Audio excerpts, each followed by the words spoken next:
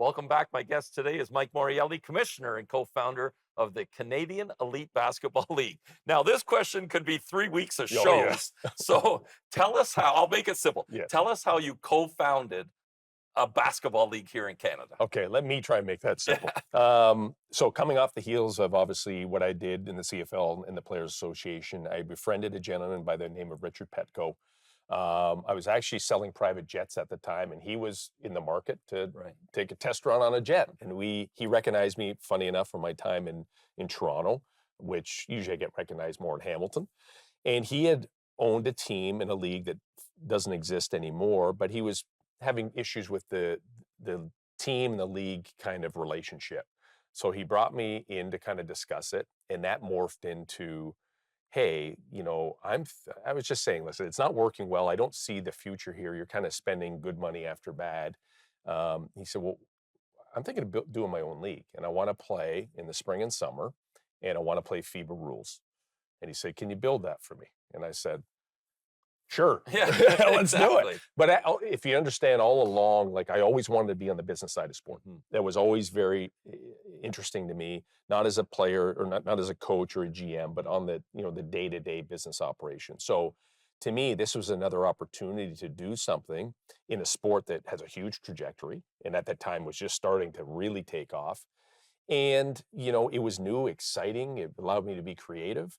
And I believed in what Rich had proposed. And it was very scarce at that time, the idea.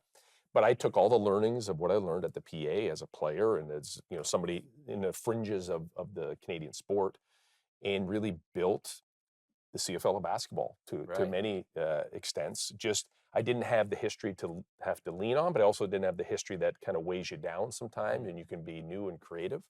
And we just put one foot in front of the other and just kept doing it. And it's unreal now, 8 years later, 7 seasons later, that this thing is what it is. Because if I would have listened to people that said you're crazy, I never would have done it in the first place. But we believe that in the fundamentals of what we were building, that we could be successful. And I think one of the things I've never asked you this, so I want to hear it now. One of the things from your CFL days, you were the most outstanding Canadian, most outstanding Canadian in a Grey Cup game as well.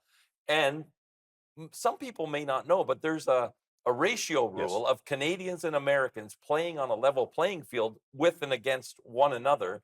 And is that how you brought that over? Was that the CFL model that you brought into basketball? Because explain to the viewers, it's a Canadian American ratio thing at all times. Yeah, so we have a minimum of 6 Canadians on an active roster. That could be, on a 10-man roster, it goes up to 8 Canadians on a 12-man roster. And really, when I look at my time in the CFL, when I first started, there was 12 starting Canadians. Then there was 10. Then there was 7. Now there's some hybrid model where you're maybe Canadian, you're not Canadian, somebody's grandfathered in. And I've just seen, in my opinion, the decline in the connection to the people in the field. Because it's really the Canadian kid that you went to school with or lived down the street or knew somebody that piqued your interest. And I also realized that the Canadian talent was equal to the American talent, pretty much, certainly at the high level. So I also knew going into the basketball situation, I had to learn a lot, but I knew we had over 200 players playing professionally at the highest level in Europe, in the G League, et cetera, the NBA, of course. And I realized that these guys are all the high-priced talent that's being brought and flown over, along with Americans. So they're equal too. So if we can bring back all those players that have had to leave and showcase them and start to develop the players underneath, then the Canadiana was a really important part of what we did. So much so, it's like the one part where I will hold on to at dear cost, because I just believe that connection to the community is the most important job of a team. And that community connection oftentimes comes from that local player that's playing on your court and being showcased. So we're really proud of it. It's certainly done well for us. The Canadian talent in our league is incredible, and there's so much talent out there that it's a nice ability for us to continue to grow with that same mindset. I love what you said there, because with the NHL, we all know a kid that plays hockey. In the CFL, we all know a Mike Morreale that we grew up with watching, and we can go to watch him play at the stadium. And even in the NBA now, Shea Gilgeous-Alexander is one of those kids too. So We're going to take one more break, more with Commissioner Mike Morreale and CEBL Basketball Talk.